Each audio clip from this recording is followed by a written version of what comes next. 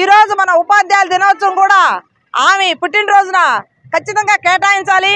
ఆ టైమింగ్స్, ఆ డేటు ఈరోజు జనవరి 3 అంటే 1883లో మహారాష్ట్రంలోని గయానా రాష్ట్రంలో అదే జిల్లాలో ఆమె జన్మించడం జరిగింది.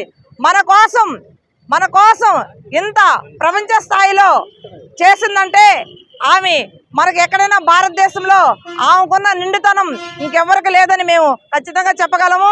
ఈరోజు మనకి అన్నీ అందినా కానీ అందని ఫలాలుగా ఉన్నాయి ఈ కేంద్ర ప్రభుత్వాలు చేస్తున్నాయి. ఈరోజు మనకి ఒక కులగణన చేయమని చెప్పి ఈరోజు మనం ప్రస్తావించడం జరిగింది రాష్ట్ర ప్రభుత్వాన్ని. అది ఏమైందని మేము క్వశ్చన్ చేస్తున్నాం రాష్ట్ర ప్రభుత్వాన్ని. అదేవిధంగా కేంద్ర ప్రభుత్వంలో మహిళా బిల్లుల గురించి చట్టాలు తీసుకొచ్చారు, 33 రిజర్వేషన్. అది ఏమైందని చెప్పి మేము క్వశ్చన్ చేస్తున్నాం. ఈరోజు మేము ఎంత అడిగినా, ఎంత అరిసినా, మేము ఎంత వచ్చి చేసినా కానీ బీసీల సాయి ఊరికే ప్రేమ లేని నటన చేస్తున్నారు తప్ప ప్రేమ అందడం లేదు. ఖచ్చితంగా ఈ కేంద్ర ప్రభుత్వాలు కూడా బీసీల మీద మన కులగణన ఖచ్చితంగా జరిపించాలి.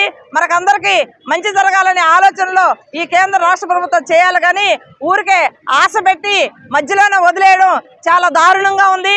దీన్ని మేము పూర్తిగా ఖండిస్తున్నాము.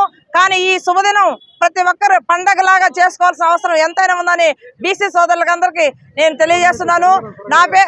నా పేరు కుమారి విజయమ్మ, ఏపీబీసీ సంక్షేమ సంఘం రాష్ట్ర ఉపాధ్యక్షులుగా ఉన్నాను. ఆమె 1831లో జనవరి 3వ తేదీ ఈరోజు శుభదినంగా మేమందరూ పండగలాగా చేసుకుంటామని చెప్పి మరోసారి తెలియజేస్తున్నాము. ఈ అవకాశం ఇచ్చిన మా సోదరులందరికీ పేరు పేరున ధన్యవాదాలు తెలియజేస్తున్నాను. కులగణన వెంటనే చేపట్టాలి. దీన్ని రాష్ట్ర ప్రభుత్వం కేంద్రానికి పార్లమెంట్లో ఆమోదించాలని చెప్పి మేము డిమాండ్ చేస్తున్నాం.